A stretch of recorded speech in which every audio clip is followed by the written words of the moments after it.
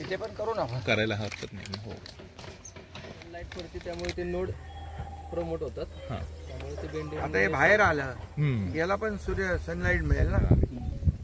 आता असा असता एकदम इथून झुपका सगळ्यांना, त्यामुळे ह्याचं आणि ह्याची वाढ ग्रोथ जास्ती म्हणाय तर आता अजून याचा ग्रोथ.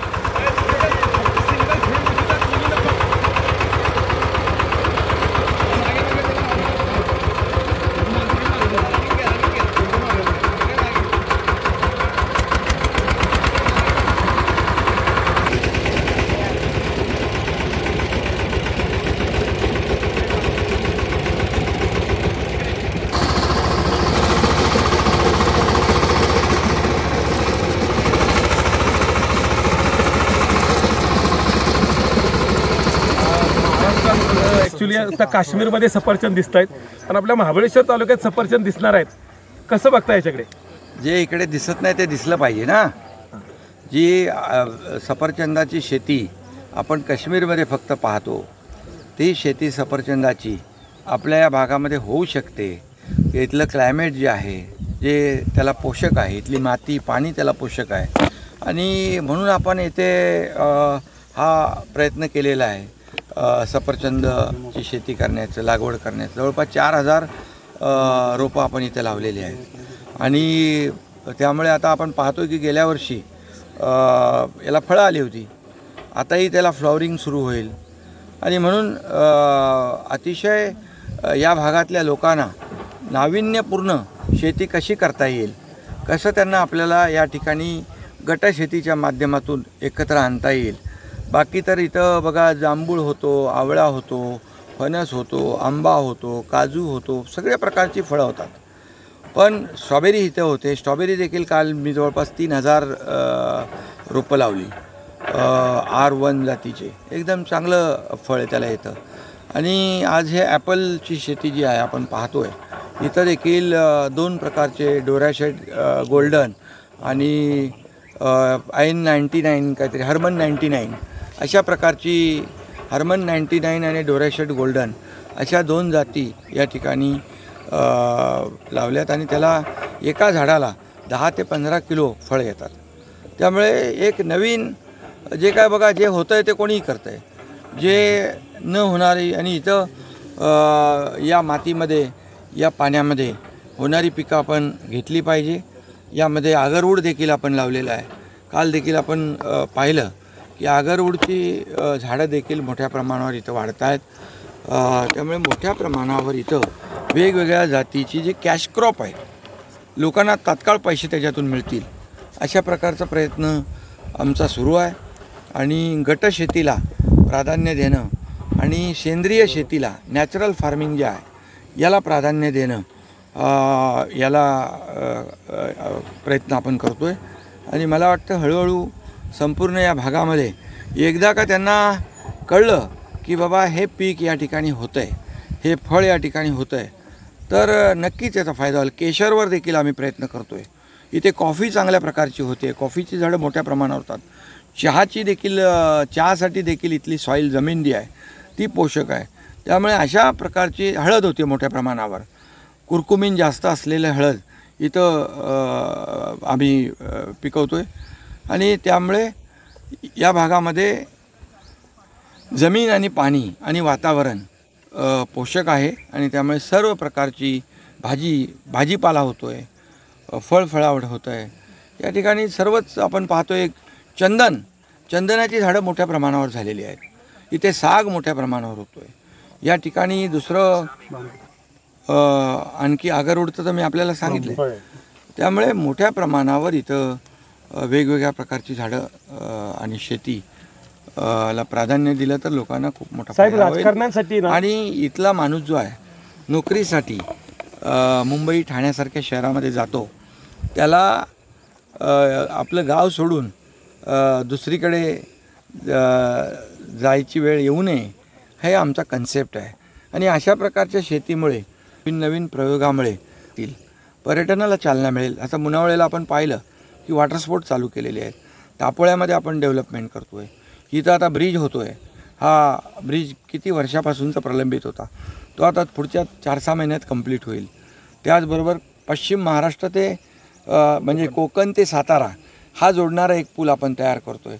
त्यामुळे हे जे काय वाहतूक आहे, कनेक्टिव्हिटी जी आहे, कनेक्टिव्हिटी महत्त्वाची आहे, ती लोकांना परवडणारी पाहिजे आणि म्हणूनच मोठ्या प्रमाणावर पर्यटनाला चालना मिळेल. आपण इथं महाबळेश्वर फेस्टिवल घेतला, त्याला मोठा प्रतिसाद मिळाला. आता देखील पालकमंत्री आणि पर्यटन मंत्री शंभूराज देसाई पुढच्या डिसेंबरनंतर इथं कोयना बॅकवॉटर जो आहे तो फेस्टिवल करतायत. त्यामुळे एकंदरीतपणे येणारे टुरिस्ट आहेत, जसं आपलं ते फुलं येतात ना तिकडे कास पठारला, तिथं पर्यटक येतात. ते पर्यटक खाली उतरतात, खाली उतरून मुनावळे असेल, वासोटा किल्ला असेल या भागामध्ये जातात आणि त्यामुळे लोकांना रोजगार मिळतो. इथं मोठ्या प्रमाणात टेंट लोकांनी केलेले आहेत. त्या टेंटमध्ये राहण्याची व्यवस्था आहे. इथलं जे काही फूड आहे इथलं ते चांगल्या प्रतीचं आहे, ते लोकांना आवडतं आणि म्हणून एकंदरीत इकडच्या भागातल्या लोकांना रोजगार उपलब्ध झाला पाहिजे यासाठी हा आपला प्रयत्न सुरू आहे. साहेब, आज विरोधकांकडून काळी दिवाळी साजरी केली जाते. साहेब, आणि दुसरं एकूणच जी आता तुम्ही शेती करताय, जे शेतीतला अनुभव आहे आपला, तर ह्या ज्या भागातल्या जमिनी आहेत त्यामध्ये काय उगवू शकतं यासाठी राज्य सरकार काही प्रयत्न करेल का, त्यांना प्रोत्साहन यातून कसं मिळेल? बिलकुल. यामध्ये ज्या भागामध्ये जशी जमीन आणि पाणी आणि हवामान आहे त्याप्रमाणे त्या प्रकारचंच पीक घेतलं पाहिजे. अशा प्रकारचे आपली कृषी विद्यापीठं आहेत, ते मार्गदर्शन करतील. नवीन जी काही टेक्नॉलॉजी आहे, इस्रायलसारखा छोटा देश आहे परंतु कमी पाण्यावर जास्तीचं उत्पादन ते घेत असतात. तिकडे देखील स्टडी करून आलेले लोक आपल्याकडे आहेत. या शेतीमध्ये देखील AIचा वापर आपण आता करतो आहे, कारण AIचा वापर केल्यामुळे तुमचे लिकेजेस थांबतील. तुम्हाला किती पाणी लागेल, कसे जमीन असणं आवश्यक आहे, कुठल्या प्रकारचं त्या ठिकाणी जे काय खत आहे ते टाकण्याची आवश्यकता आहे आणि सेंद्रिय शेतीला प्राधान्य देण्याचा आमचा राज्याचा प्रयत्न आहे. आणि सेंद्रिय शेती म्हणजे आपल्याला माहीत आहे की त्यामधून जे काय आता मोठ्या प्रमाणावर पेस्टिसाइड्स, रासायनिक खतं वापरून जमीन देखील अगदी निकृष्ट होते आणि लोकांना नको ते आजार फेस करावं लागतं. त्यामुळे ह्या सगळ्या दुहेरी जो फायदा, बांबूची लागवड मोठ्या प्रमाणावर आपण इकडे करतो आहे. तिकडे बघा समोर हे बांबू गेल्या वर्षी लावलेले आहेत, एवढे उंच बांबू झाले आणि बांबू देखील बाय प्रोडक्ट बांबूचे मोठ्या प्रमाणावर आहेत. आज मी काल रत्नागिरीला गेलो होतो, तर रत्नागिरीची टर्मिनसची बिल्डिंग जी आहे एअरपोर्टची, ती बांबूतून करतो आहे आपण. बँगलोरला देखील बांबूच्या पूर्ण एअरपोर्ट बांबूचा केलेला आहे. आता परवाच्याच कॅबिनेटमध्ये बांबूला आम्ही उद्योगाचा दर्जा दिलेला आहे. त्यामुळे याचा देखील फायदा शेतकऱ्यांना होईल. आतापर्यंत बांबू हा दुर्लक्षित होता, परंतु जसं देशाचे प्रधानमंत्री नरेंद्र मोदीजींनी बांबू ये बास आणि घास आहे असं त्याला गवतामध्ये त्याचा हे उल्लेख केल्यामुळे त्याच्यातल्या सगळ्या ज्या काय अटी शर्ती निघून गेल्या आणि बांबूला प्रमोट करण्यासाठी राज्य सरकार, केंद्र सरकार मोठी जी काय आहे त्याच्यातून लोकांना फायदा. एकंदरीत या दुर्लक्षित दुर्गम भागामध्ये, हाच भाग असं नाही, जिथं दुर्गम तिथल्या महाराष्ट्रातल्या लोकांना याचा फायदा झाला आणि आमचं एवढंच आहे की त्यांच्या हाताला काम मिळालं पाहिजे आणि म्हणून अशा प्रकारचे उद्योग या ठिकाणी महाराष्ट्रामध्ये येणं.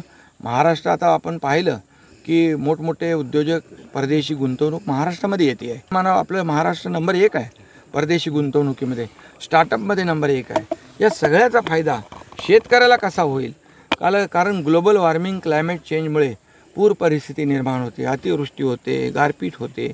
पाहिलं आपण आता किती मोठं नुकसान झालं आहे, परंतु शेतकऱ्यांच्या मागे सरकार पूर्णपणे खंबीरपणे उभा आहे. साहेब, इतर राजकारण्यांसाठी शेती ही राजकारणच असते. तुम्ही ओरिजिनल शेती इथं येऊन करताय. राजकारण त्यांच्यासाठी शेती आहे, तुमच्यासाठी हे इथं येऊन इकडे आलो की त्यांचं राजकारण चालू होतं. इकडे गावी आलो की त्यांना पोट दुखायला लागतं. तुम्ही दिल्लीला गेलो की पोटात दुखतं, कुठेही मी गेलो तरी पोटात दुखतं. त्यामुळे मी काय त्याचा विचार करत नाही. या सर्व पोटदुखीवाल्यांना आम्ही त्यांची व्यवस्था केलेली आहे. बाळासाहेब ठाकरे आपला दवाखाना मोफत.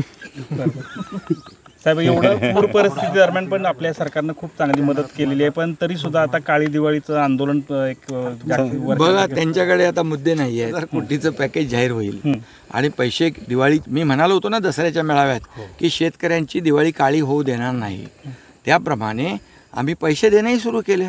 त्यांच्या खात्यात पैसेही जाऊ लागलेत. त्यामुळे बोलणार काय, मुद्दा नाही, मग मुद्द्याचं म्हणजे कुठल्याही मुद्द्याला धरून राजकारण करणं आता विरोधी पक्षाचं ते त्यांनी ठरवलेलंच आहे. म्हणजे विरोधकांचेच लोकांचं दिशाभूल करायचा हा प्रयत्न सुरू आहे का? दिशाभूल त्यांनी नेहमी दिशाभूल करण्याचा प्रयत्न करतातच. ते शेतीचा असू द्या, निवडणुकीचा असू द्या, कुठलाही विषय असू द्या, त्यांना बघा, जर चांगला निर्णय घेतला तर चांगलं म्हणायला पाहिजे. हेच लोक मुख्यमंत्री देवेंद्रजींना जाऊन बुके देत होते ना, चांगले मुख्यमंत्री आहेत म्हणून म्हणत होते ना. आता लगेच त्याच देवेंद्रजींना मुख्यमंत्री कसा फेल झाला, मुख्यमंत्री कसा अपयशी आहे, हेच म्हणजे ही दुटप्पी भूमिका आहे. आणि हे खरं म्हणजे हे रडगाणं आहे, कायमचं रडत राहायचं. बाळासाहेबांनी आम्हाला रडायला नाही, लढायला शिकवलेलं आहे. ते म्हणून आम्ही त्यांचे विचार घेऊन पुढे चाललो आहे आणि लोकांनी देखील आम्हाला स्वीकारलं आहे. गुन्हेगारांशी धन्यवाद.